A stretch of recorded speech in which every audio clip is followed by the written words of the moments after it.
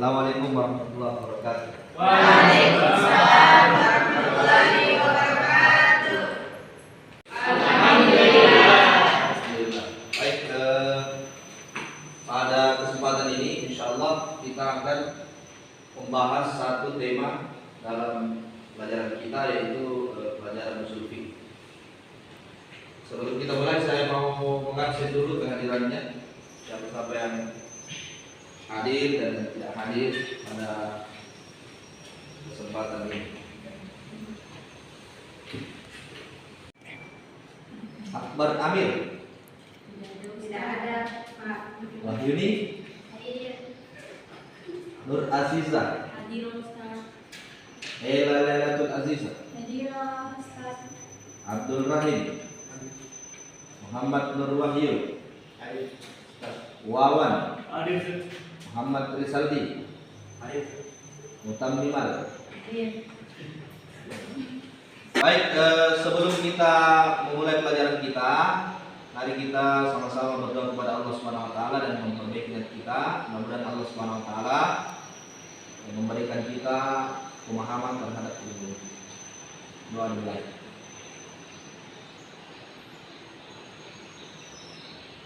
Baik, selesai. Ya, apakah saya mau tanya dulu, apakah ada yang pernah mempelajari terkait dengan usul fikih? Pernah? Baik. Yang lain mungkin ada? Pernah? Pernah. Baik. Kalau begitu saya akan tanya dulu, kira-kira apa makna daripada usul fikih? Menjelaskan sesuatu yang berada dalam Tambahan, menceritakan apa, memahami apa yang ada di dalam Al-Quran. Yang lain? Ada yang lain? Tahu. Baik, inilah yang masuk di dalam bahasan kita. Bahasan kita pada hari ini sebenarnya terkait dengan kaidah fikih. Jadi mata kuliah kita adalah qawaid al-fikih. Tapi ketika kita mau masuk ke dalam qawaid fikih, kita harus pahami bahwa qawaid fikih ini adalah turunan dari usul fikih. Karena mata kuliah ini berkaitan dengan qawaid fikih, dan ini merupakan bagian dari pembelajaran kita terkait dengan ekonomi Islam. Jadi qawaid fikih terkait dengan ekonomi Islam nanti. Tapi secara umum dulu. Nah, qawaid fikih ini merupakan turunan daripada usul fikih. Tadi ada yang disebutkan bahwa qawaid usul fikih ini adalah pemaknaan dari Al-Quran. Jadi sebenarnya usul fikih ini berkaitan dengan usul itu merupakan dasar-dasar, asal ya. Kemudian fikih pemahaman. Jadi tujuan pembelajaran kita setelah kita memahami makna usul fikih ini, kemudian kita masuk kepada makna kaidah daripada usul fikih. Kaidah fikih, kaidah ini berarti dasar-dasar atau pedoman utama kaidah terkait dengan fikih. Nah, tujuan pembelajaran kita pada kesempatan ini adalah bagaimana mahasiswa mengetahui tentang kaidah fikih dan kaidah-kaidah dalam Islam serta menerapkan dalam kehidupan sehari-hari. Jadi ketika kita menemukan satu kaidah, maka potensi kaidah ini bagaimana kita menerapkan di dalam kehidupan kita sehari-hari. Nah, ini usul fikih. Usul fikih itu adalah dasar, fikih adalah pemahaman. Contohnya contoh di dalam Al-Quran. Di dalam fikih ini kita akan membahas terkait hal yang diperintahkan atau dia akan menjadi wajib. Yang kedua ada sunnah. Yang ketiga ada mubah. Yang keempat ada haram. Yang kelima ada makruh. Maka kalau kita berbicara tentang usul fikih, ini tidak akan lepas dari kelima hukum ini. Contoh ayat ini. Wa aqimus shalah wa atuz zakah. Di sini kata akimu artinya dirikan. Di situ adalah kata perintah. Di sini tidak mengatakan wajib bagi kamu untuk sholat, bukan. Tetapi di sini perintah untuk melaksanakan sholat dan perintah melakukan sholat. Perintah di sini ini menunjukkan makna wajib. Jadi ada perintah, kita sebut al-amru, ya. Kata perintah ini menunjukkan makna wajib. Jadi karena ada perintah di situ, usul fikihnya menyatakan bahwa semua perintah itu bermakna wajib. Jadi semua perintah akan mengharapkan kepada kewajiban. Nah, itu terkait dengan wajib. Ada yang bisa memberi contoh dari hal yang wajib di dalam Al-Quran, perintah di dalam Al-Quran yang bermakna wajib, kemudian itu bagian dari usul fikih. Ada yang bisa memberikan contoh?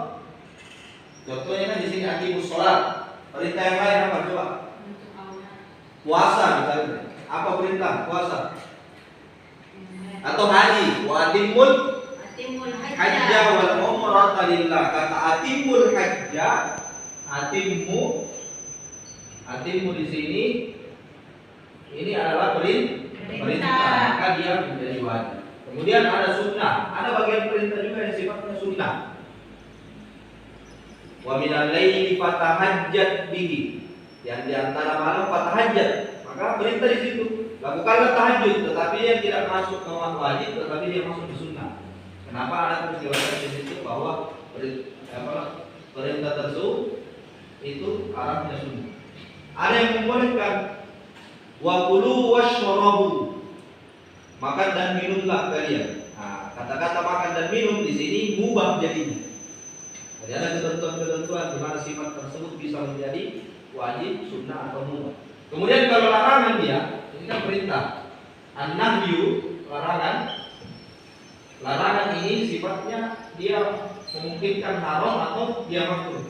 Kita dilarang untuk mencuri atau memakan harta anak yatim, berarti dia haram. Memakan riba, wala takulu riba. Janganlah kalian memakan riba. Maka ini menjadi haram. Dan sifatnya yang selanjutnya bisa makruh. Nah, ini usul fikih ya. Kemudian kita masuk kepada kaidah atau qawaid fikih. Kalau qawaid fikih ini adalah istinbat selanjutnya setelah usul fikih. Jadi dia menjadi kaidah. Kaidah secara umum. Istinbat ini berarti konklusi. Sedangkan kaidah fikih, kaidah ini berarti pokok atau dasar, seperti sebuah bangunan. Ya, ada pokoknya atau dasarnya, dia menjadi kaidah. Kaidah fikih berarti kaidah atau pokok-pokok atau dasar-dasar yang menjadi konklusi daripada ayat-ayat yang sudah ada. Kita bahas di sini kaidah pertama adalah al-umuru bi maqasidiha. Al-umuru bi maqasidiha. Mari kita sama-sama al-umuru bi maqasidiha. Al-umuru bi maqasidiha. Al-umuru bi maqasidiha. Al-umuru bi maqasidiha. Al-umuru bi maqasidiha. Al-umuru bi maqasidiha. Ini menjadi kaidah pertama. Jadi kaidahnya di sini maknanya al-umuru segala sesuatu bi maqasidiha tergantung pada niatnya. Jadi al-umur segala sesuatu apapun itu sifatnya bi maqasidiha, dia tergantung dari sifatnya. Jadi kita memiliki 5 kaidah utama di dalam kaidah fikih. Kaidah pertama adalah al-umur. Jadi segala sesuatu itu tergantung daripada niat. Jadi apapun yang kita lakukan semuanya tergantung dari niat kita. Di sini kita kasih contoh ini. Ini ada orang yang menyumbang ini. Ini orang kalau dia menyumbang memberikan sesuatu, dia bisa saja berniat karena Allah. Kalau dia berniat karena Allah berarti insya Allah itu ikhlas karena Allah, maka akan sampai kepada Allah. Tetapi kalau dia caleg, ya kan? menyumbang untuk dipilih tidak karena Allah, maka bagaimana potensinya? Segala sesuatu tergantung pada niatnya. Awalnya niatnya dia menyumbangkan supaya dapat pahala ibadah dirinya, tetapi karena dia menginginkan atau berniat hal yang lain supaya karena dia mau dipilih kebetulan caleg, maka yang dia peroleh hanya uangnya habis dia sumbang, tetapi tidak ada hitungannya di sisi Allah Subhanahu wa taala. Dan ini segala sesuatu dalam bentuk ibadah kita. Nah, inilah yang menjadi, inilah yang kita sebut dengan kaidah fikih. Segala bentuk amalan ibadah kita itu akan berkaitan dengan kaidah ini, berkait dengan niat kita. Ada orang yang belajar misalnya. Belajar ini atau kondisi sebenarnya kehidupan kita sehari-hari, mulai dari bangun tidur sampai tidur kembali, mulai dari kita tidur sampai tidur kembali, mulai dari kita bangun tidur sampai tidur, bahkan di dalam tidur kita itu bisa dinilai ibadah oleh Allah Subhanahu wa taala. Bisa bernilai begitu. Tidak kita lakukan tanpa ada nilai. Makan kita kalau kita niatnya cuma untuk kenyang, tidak dapat pahala. Tapi kalau kita makan bismillah, mulai dari doanya bismillahirrahmanirrahim, kita niatkan dalam hati, Allah saya mau makan ini untuk saya sehat, saya mau ibadah, mencari rezeki untuk keluarga dan seterusnya. Saya mau belajar dan seterusnya. Maka bisa dinilai ibadah oleh Allah Subhanahu wa taala. Nah, kaitan dengan niat ini terkait dengan hati. Makanya keterkaitan dengan hati ini kan, kalau dia baik, kata Rasulullah, ala fa inna fil jasadi mudghah idza salahat salaha al jasadu kullu wa idza fasada fasada al jasadu kullu. Ingatlah bahwa di dalam tubuh ini ada segumpal daging yang kalau dia baik maka baik juga seluruh tubuh. Sebaliknya kalau dia rusak maka rusak seluruh tubuh. Apa buktinya? Buktinya adalah kalau orang sering sakit hati, ya, sering merasa bersedih, maka dampak daripada sakit hatinya, rasa sedihnya berdampak kepada seluruh tubuh dia, aktivitas tubuh dia. Jadi tidak sehat, tidak bersemangat dan seterusnya. Sebaliknya kalau di dalam hatinya ini bagus, ya, selalu tawakal kepada Allah, selalu sabar, selalu yakin dengan rezeki dari Allah dan seterusnya, maka yang ada adalah semangat. Betul atau betul? Betul. Maka kalian datang ke sini niatnya apa?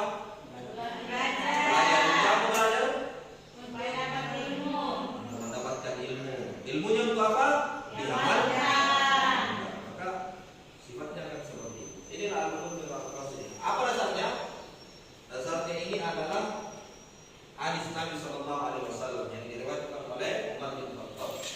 An-Amirul Mukminin Abi Hafs. Umar bin Khattab ini disebut juga dengan Abu Hafs. Abu Hafs ini karena ada namanya Hafsah.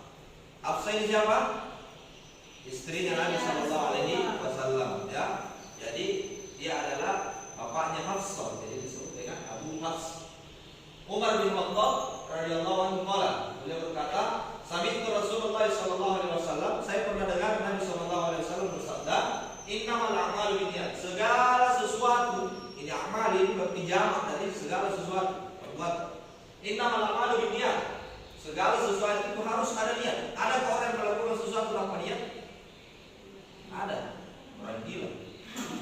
Ya kan? Orang gila itu pergi kemana saja, duduk berdiri, nggak tahu ngapa-ngapain, itu tidak ada niatnya sama sekali. Itu orang gila, tidak tahu dia niatnya. Nah, kalian duduk saja pasti ada niatnya di dalam hati. Kenapa anda duduk? Capek berdiri, hanya saya duduk. Capek berdiri, saya duduk, ya kan? Nah, saya juga niat ketika saya berdiri dari tempat duduk saya karena saya mau menjelaskan ada niat. Jadi melakukan sesuatu ada niat, tidak mungkin tanpa ada niat. Baik kecuali tadi orang gitu gitu. Seperti itu. Apalagi lanjutannya? Wa inna malikum min mana? Maka sesungguhnya setiap orang itu akan dibalas sesuai dengan apa yang dia niatkan. Makanya harus memperbaiki niat. Ikhlas itu seseorang kan kalau berniat untuk Allah itu namanya ikhlas. Ikhlas itu full kepada Allah Subhanahu wa taala. Niat ikhlas ini membutuhkan lagi niat ikhlas. Jadi kalau ada orang yang sudah melakukan sesuatu karena Allah, Tetapi di dalam ikhlasnya dia melakukan sesuatu tersebut harus juga disertai tetap dengan memperbaharunya, ya. Maka hijratuhu ini contoh ya. Jadi ini kaidahnya yang diberikan, ini dasar kaidah dari hadis ini. Kemudian dicontohkan oleh Nabi Shallallahu Alaihi Wasallam di akhir hadis tersebut. Di hadis tersebut. Faman kana hijratuhu ila Allah wa rasulihi, fa hijratuhu ila Allah wa rasulihi. Barang siapa yang dia hijrah. Hijrahnya ini misalnya pada zaman Nabi dari Makkah ke Madinah, hijrah, ya. Untuk Allah dan Rasulnya, jadi ini adalah perintah Allah dan Rasulnya untuk hijrah. Fa hijratuhu ila Allah wa rasulihi, maka hijrahnya ini untuk Allah dan Rasulnya. Berarti ikhlas, nilainya jelas. Nah, kedua, wa man kanat hijratuhu li dunya yusibuha aw imaratin yaqibuha fa hijratuhu ila ma hajara ilaihi. Apabila dia niatnya berhijrah ini karena atau berhijrah karena ada seorang wanita adalah apa yang jadi kisah dari para hadis yang ikut hijrah ke Madinah. Tetapi yang hijrahnya ini karena ada seorang perempuan yang hijrah dan dia ingin ikut hijrah karena perempuan tersebut untuk menikah perempuan tersebut. Tidak ada niatnya hijrah karena atau mengikuti Allah dan perintah Allah dan Rasulnya, tetapi ada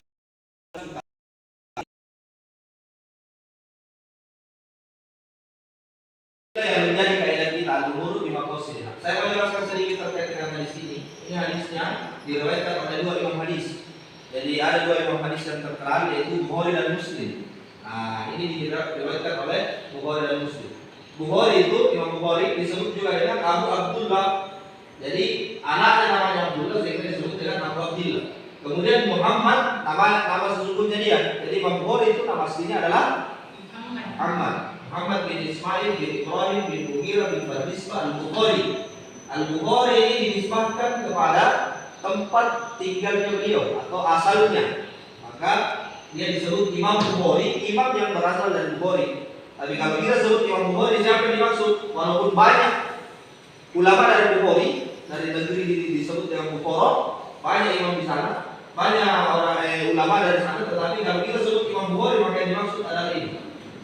Dia adalah pengarang kitab Sahih Al-Bukhari. Kitab Sahih Al-Bukhari. Kemudian yang kedua, imam kedua setelah Imam Bukhari. Jadi kitab Imam Bukhari ini Sahih Bukhari namanya. Itu merupakan kitab asal kitab pada Al-Quran. Kitab yang paling sahih setelah Al-Quran. Maka yang kedua, Abul Husain, berarti bapaknya Husain, anaknya namanya Husain, dia disebut dengan Abul Husain. Siapa ini? Muslim bin Hajjaj, dia disebut juga dengan Imam Muslim. Bin Muslim Al-Husain Al-Saburi, dan kedua kitabnya, kitab sahihnya yaitu kitab Imam Bukhari dan kitab Imam Muslim merupakan kitab yang paling sahih yang pernah dikarang. Jadi inilah sumber daripada hadis tersebut, di mana hadis ini adalah sumber kita untuk kaidah pertama. Baik, sekarang kita bersama-sama dulu sebutkan al-umuru bimaqasidiha. Al-umuru bimaqasidiha. Yang sebelah kanan, 1, 2, 3. Al-umuru bimaqasidiha. Bagian belakang 1, 2, 3. Al-umuru bimaqasidiha. Bagian depan. Al-umuru bimaqasidiha. Segala sesuatu tergantung padanya. Oke, sekarang sudah, mudah-mudahan sudah bisa diingat-ingat. Saya ingin mengetahui dulu apakah kalian ini benar-benar paham, sehingga saya akan bertanya, mungkin bisa sambil memberikan contoh daripada kaidah ini. Baik, Aziza. Yang pertama, kaidah pertama itu ada al-umuru bimaqasidiha, artinya segala sesuatu itu tergantung pada niatnya. Contohnya ketika kita mau menjadi seorang guru, itu harus betul-betul ikhlas dalam memberikan ilmu kepada siswanya. Jangan sampai kita mengajar mengharapkan sebuah gaji, sehingga ketika kita mengajar kita datang saja menjelaskan tanpa harus mengetahui apakah siswa itu mengerti atau tidak. Yang kita harapkan hanya sebuah gaji. Jadi intinya yang penting saya sudah mengajar, saya digaji. Tapi seorang itu yang mengajar niat dengan niat yang baik, artinya dia juga mementingkan apakah kualitasnya sebagai guru itu bisa menghasilkan murid yang bisa mengerti hasil dari proses pembelajaran tersebut. Sebutkan bahwa ada seseorang yang berniat untuk hanya mendapatkan gaji. Jadi kalau dia niat dapat gaji, berarti Dia tidak ikhlas. kurang ikhlas ketika dia mengajar. Jadi tetapi kalau dia niatkan semuanya ini untuk anak muridnya menjadi baik karena Allah Subhanahu Wa Taala, maka itu menjadi mendapat pahala. Dan inilah yang dimaksud dengan hadis tersebut serta kaidah kita bahwa apa yang kita lakukan ini hendaknya ini selalu lillahi ta'ala dan niat untuk mengikuti Nabi. Karena dengan seperti itu kita menjadi ikhlas dan mendapatkan pahala. Selain daripada niat tersebut, maka akan merusak amalan perbuatan kita. Sia-sia jadi. Nah, coba Fitri. Bapak terima kasih. Contoh dari al-ma'muru bi al-umuru bima qasidiha, yang dimana berbunyi segala sesuatu tergantung pada niat. Contohnya seperti mendirikan salat. Mendirikan salat. Yes, saya berniat kepada Allah Subhanahu Wa Taala. Iya. Jadi mendirikan salat, melakukan salat niatnya karena Allah. Nah, kalau bukan karena Allah niatnya gimana? Tidak dapat pahala. Misalnya ada di saya mau sholat ini, rajin saya sholat karena ada si baso ini melihat saya. Nah, bagaimana kalau begitu? Bisa tidak? Tidak, Sir. Tidak. Kenapa? Karena dia tidak niat karena Allah Subhanahu Wa Taala, sehingga perbuatan-perbuatan seperti itu menyebabkan nilai daripada amalan kita menjadi zero. Kalau disebut dengan niat kan, maksud itu melakukan sesuatu kan macam-macam, ada A, B, C dan seterusnya ya. Nah, inti daripada semua ini bagaimana kita benar-benar melakukan segala amalan kita itu karena Allah Subhanahu wa Ta'ala. Ini adalah poin yang penting terhadap pembelajaran kita pada kesempatan ini. Nah, nanti keterkaitannya dengan ekonomi Islam itu segala bentuk perekonomian atau muamalah maliyah di dalam ekonomi Islam itu harus bersumber dari atau niatnya itu karena Allah Subhanahu wa Ta'ala. Ya, baik. Sekarang untuk akhir adalah tugas. Ya, tugasnya ini saya minta setiap dari mahasiswa ini menulis kaidah tersebut dan artinya. Kemudian dituliskan 3 contoh terkait kaidah tersebut. Jadi sekarang tadi sudah dituliskan kaidahnya, ya. Artinya harus tahu ini tulisannya, juga cuma dibaca saja, tapi harus tahu juga tulisannya. Artinya, kemudian sebutkan 3 contoh. Tadi sudah ada contoh 1, contoh 2. Nah, tinggal ditambahkan kira-kira contoh apa lagi. Di sini kan bisa banyak contoh karena al-umur itu jamak. Segala bentuk keseharian kita bisa menjadi contoh. Kemudian yang ketiga harus dihafalkan. Nah, kenapa perlu dihafalkan? Sehingga kalau sudah dipahami, sudah memahami, dihafalkan. Kemudian terakhir adalah bagaimana pengamalan bisa diamalkan di dalam sehari-hari kita. Jadi kalau sudah kita ketahui seperti ini, kita sudah hafalkan juga, maka pengamalannya di keseharian kita. Mulai dari bangun tidur itu sudah perbaiki niat, bukan asal bangun biasa saja, tidak. Ya, sudah bernilai, bisa kita nilai perbuatan saya dari bangun tidur ini sudah kira-kira Allah Ta'ala lillahi ta'ala tidak. Kalau lillahi ta'ala dapat pahala, non lillahi ta'ala tidak dapat, kan begitu. Sudah bangun. Apa kita biasa lakukan kalau sudah bangun tidur? Sholat subuh misalnya, sholat subuh. Bahkan sholat pun harus perbaiki niat.